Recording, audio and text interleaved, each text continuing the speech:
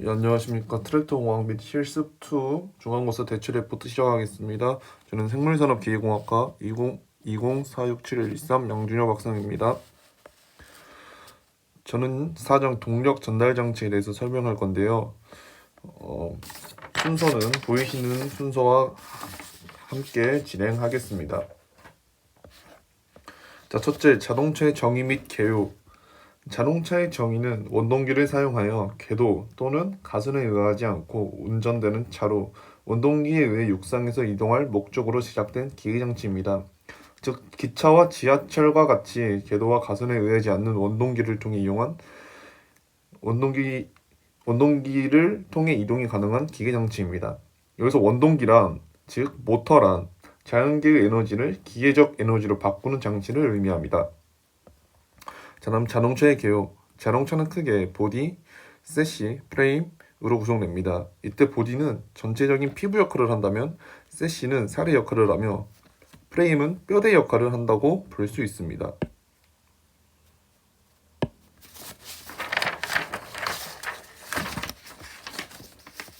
자, 다음은 본격적인 동력 전달 장치인데요. 동력 전달 장치는 엔진의 동력을 구동 밖에 전달하는 방식으로, 구동 방식은 엔진의 동력을 받는 바퀴의 수로 나누는 EWD, 4WD 등으로 분류할 수 있으며, EWD의 경우 동력을 뒷바퀴에 받으면 후륜, 앞바퀴에 받으면 전륜으로 나눌 수 있습니다. 앞에 보이시는 동력 전달 장치는 4WD, EWD, 이는 다시 전륜 구동 방식, 후륜 구동 방식으로 나눠짐을 볼 수 있습니다. 자, 그렇다면 전륜 구동 방식에 대해서 설명드리겠습니다. 전륜 구동 방식이란 엔진의 동력을 앞바퀴, 즉 최종 동력 장치가 받아 주행을 하는 구동 방식인데요. 전륜 구동 방식의 경우 클러치, 변속기, 기어, 구동자 축으로 이어짐을 볼 수 있습니다. 자, 여기서 클러치와 기어는 트랜스액슬이라고도 부르며, 기어는 종감속 기어, 차동 기어가 있습니다. 여기서 클러치란 기어 변속 전 엔진 동력을 끊어주는 장치이며, 변속기는 클러치가 엔진 동력을 끊었을 때 변속을 진행하는 장치입니다. 또한 기어는 2개 또는 그 이상의 회전축 사이에 회전이나 동력을 전달하는 장치이며, 구동자 축은 타이어의 동력을 전달하는 장치입니다. 자, 그렇다면 전륜 구동 방식의 장점에 대해서 설명드리겠습니다. 전륜 구동 방식의 장점은 첫째, 구조가 간단하다. 둘째, 수리가 용이하다. 셋째, 실내 구조성이 좋다 정도로 나눌 수 있는데요. 그 다음으로 전륜 구동 방식의 단점은 무게 밸런스가 좋지 않아 사고 확률이 높다, 승차감이 좋지 않다, 타이어 마모가 빠르다 등이 있습니다.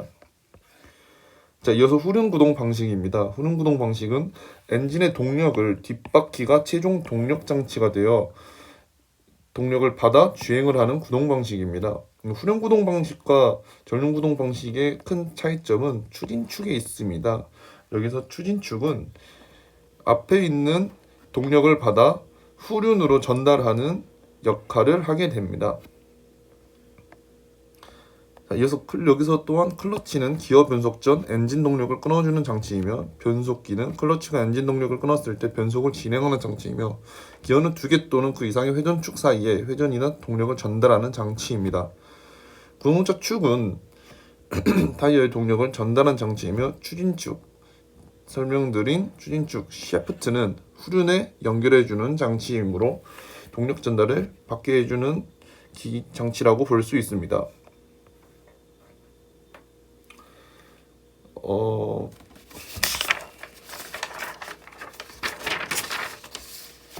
앞서 설명드린 동력 전달 장치는 전륜과 후륜 구동 방식이 있는데, 이에 주된 장치는 종감속 기어, 차동 기어, 클러치, 변속기 등이 있습니다.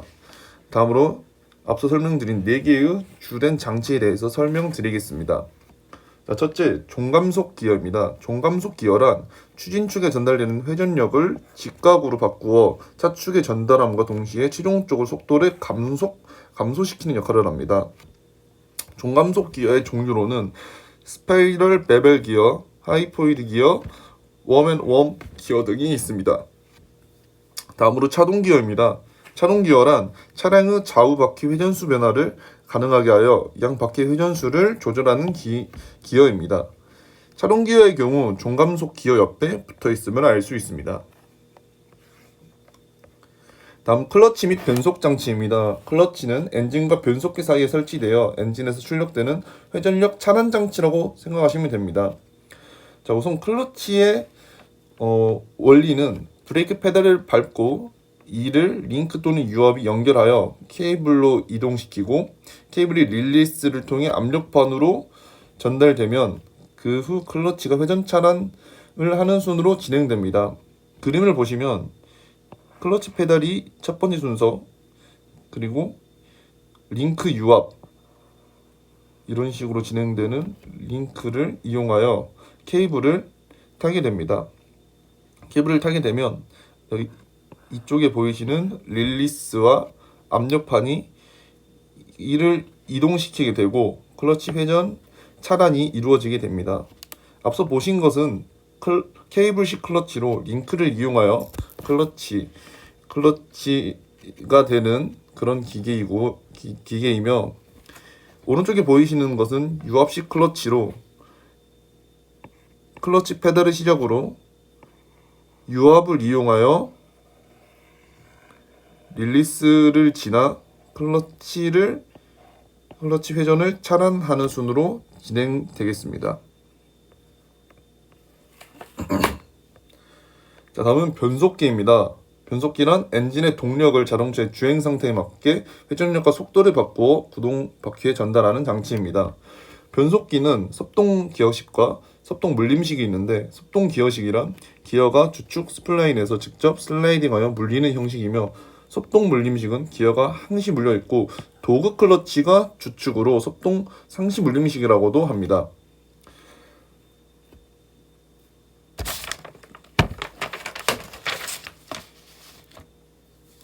자, 변속기의 섭동 기어식을 보시면 기어가 주축이 되어 직접 슬라이딩하여 물리는 형식임을 볼 수 있으시며, 섭동 상시 물림식은 도그 클러치가 변속기의 역할을 하는 것을 보이실 수 있으십니다. 해당 사진에서도 기어와 도그 클러치가 따로 있음을 확인하실 수 있으십니다.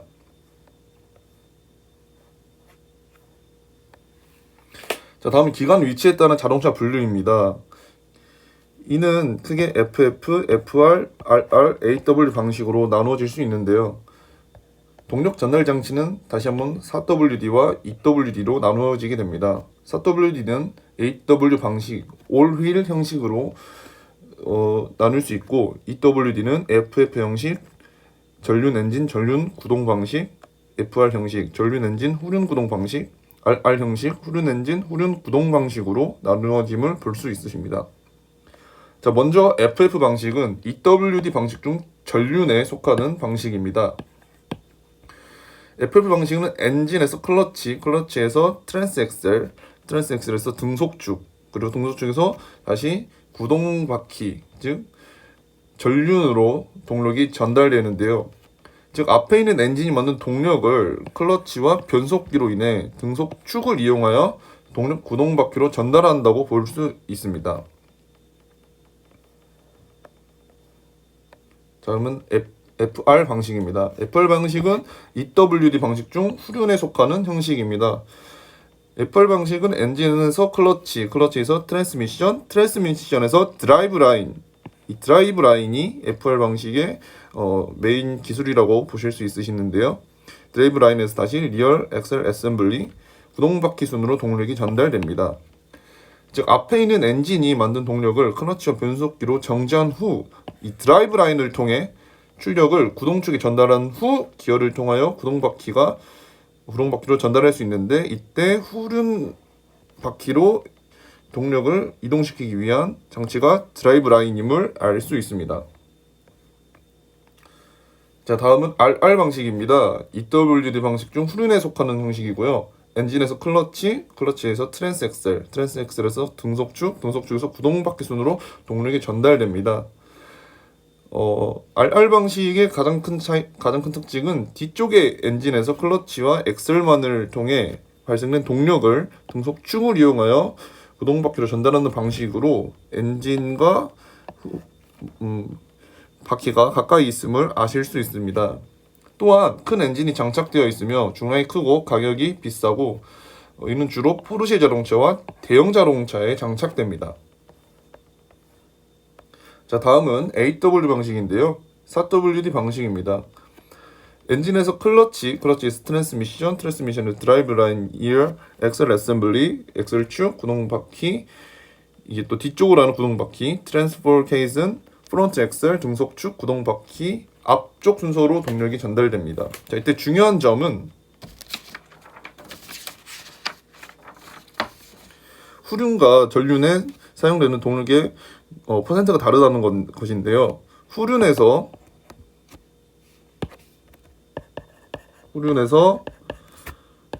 약 70% 정도의 동력을 사용한다면 전륜에서는 약 30% 정도의 동력을 이용하여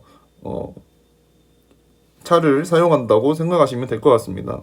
자, 이쪽에 보이시는 이 케이스가 이 비율을 나누어 후륜에는 70, 전륜에는 다시 30%의 동력을 전달하는 그렇게 되겠습니다. 트랜스퍼 케이스입니다. 자, 다음은 언더스티어 현상입니다.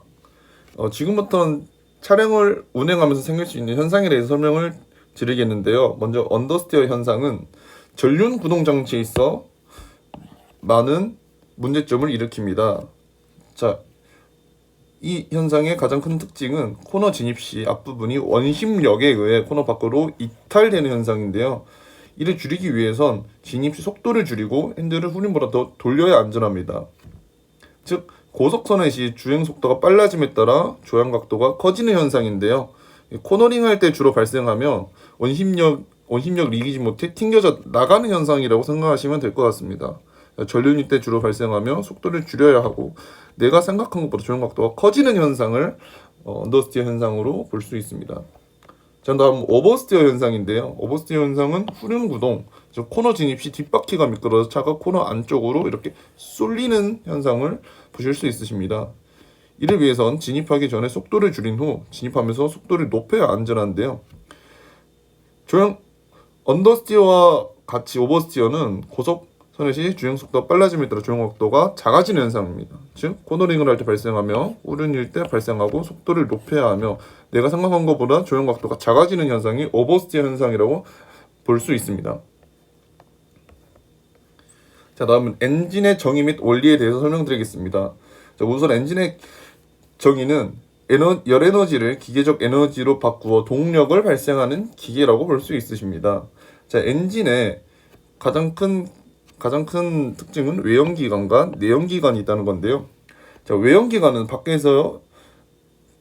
밖에서는 열 에너지를 전달하며 내연기관에서는 실내에서 열 에너지를 공급한다고 볼 수 있습니다. 자, 다음 동력 원별 에너지 전달 방식입니다. 자, 첫째, 가솔린은 혼합가스실에 실린더가 흡입되는 반응이 먼저 일어나며 그 가스가 압축을 하고 다시 플러그를 통해 점화가 되는 그런 것을 볼 수 있으시며, 다음은 디젤은 순수 공기를 흡입하고 고압축을 통한 연료 분사를 한다고 볼 수 있습니다. 자, LPG는 LPG 가스가 실린더에 흡입되면 다시 압축되고 다시 점화되는 방식으로 에너지가 전달됩니다. 자, 엔진의 원리에 대해서 설명드리겠습니다. 엔진의 원리는 크게 4행정 사이클이 가장 대중적인데요. 첫 번째, 흡기 행정. 이 피스톤이 하강함에 따라 흡기 밸브가 열리게 됩니다. 흡기 밸브가 열리면 그 열린 틈으로 연료 공기가 실린더로 인해 혼입이 됩니다. 이게 첫 번째 단계이고요. 그 후로는 압축 행정. 흡기 밸브가 닫히게 됩니다. 피스톤의 상승으로 인해 흡기 밸브가 닫히게 되는데 이는 다시 연료 공기가 실린더에 압축되는 현상을 볼 수 있습니다. 그래서 다음으로 피스톤이 다시 하강하면서 폭발이 일어나는데요. 점화 플러그에 불이 탁 붙으면서 폭발이 일어나게 되는데 이때 점화 플러그는 조그마한 스파크 정도만 일으켜 주는데 이 압축되어 있는 연료 공기가 플러그의 스파크와 맞아 폭발이 일어남을 알 수 있습니다. 자, 다음은 배기행정입니다. 이는 피스톤이 다시 상승하면서 배기가스가 열리게 되고 피스톤이 배기가스를 밀어내게 되는데 폭발 후 남아있는 배기가스가 밖으로 밀어져 나간다고 생각하시면 됩니다. 자, 그리고 다음으로 이행정에 대해서 잠깐 설명드리겠는데요. 이행정 기간은 피스톤이 상승하면서 흡입과 압축이 이루어지며 하강하면서 폭발과 배기가 이루어지는 총 이행정으로 사이클이 완성된다고 생각하시면 됩니다. 자, 이행정 엔진의 한 사이클이 완료되면 크랭크축과 캠축은 각각 1회전 동작을 하는데요. 이는 엔진 오일을 같이 연소하는 특성 때문에 환경기류에 불리하며 사행정 기간에 비해 사이클이 한 번에 폭발하는 횟수가 많아 실린더 피스톤의 수명이 짧아지는 그런 고질점이 있습니다. 그래서 자동차에는 거의 사용되지 않고 있으며 오토바이나 스쿠터 등에는 간간히 사용되고 있습니다. 자, 다음 연력학적 사이클에 대한 분류인데요. 우선 정적 사이클, 정합 사이클, 복합 사이클이 있음을 알 수 있습니다. 자, 정적 사이클은 일정한 최적하에서 연소됨을 볼 수 있는데요. 최적이 일정한 대신에 사용할 수 있는 부분은 가솔린 엔진, LPG 엔진에서 사용이 가능하며 정합 사이클은 일정한 압력 하에서 연소가 된다고 볼 수 있습니다. 저속 디젤 엔진에서 주로 사용합니다. 자, 그리고 마지막으로 합성 사이클은 일정한 압력 및 일정한 최적하에서 연소가 되는 건데요. 이는 고속 디젤에서 주로 사용하게 됩니다. 자, 정적 사이클 그래프를 보시면 5에서 1 흡입 행정, 1에서 2 압축 행정, 2에서 3 정적 연소, 3에서 4 동력 행정, 4에서 1 배기 밸브 열림, 그리고 다시 1에서 5번인 배기가 배기 행정이 이루어짐을 볼 수 있습니다. 자, 다음으로 정합 사이클은 5에서 1 흡입 행정, 1에서 2 압축 행정, 2에서 3 정합 연소 등 정적 사이클과는 비슷한 모습을 보이지만 가장 큰 차이점으로 일정한 압력 하에서 이 사이클이 이루어짐을 볼 수 있습니다. 자, 복합 사이클은 정적 사이클과 정합 사이클의 중간점 이라고 볼 수 있는데요. 여기는 단계가 하나 더 추가되는데, 자, 6-1 흡입 행정, 1-2 압축 행정, 2-3 정적 연소, 3-4 정압 연소, 4에서 5 동력 행정, 5-1 배기 밸브 열림, 6-1 1에서 6 배기 행정으로 마무리가 됨을 볼 수 있습니다. 즉 2에서 3인 정적 연소, 2에서 3인 여기서는 정압 연소, 복합 사이클에서는 정적 연소와 정압 연소가 동시에 일어나는 이런 행정으로 연력학적 사이클을 분류할 수 있습니다. 감사합니다. 이만 마치겠습니다.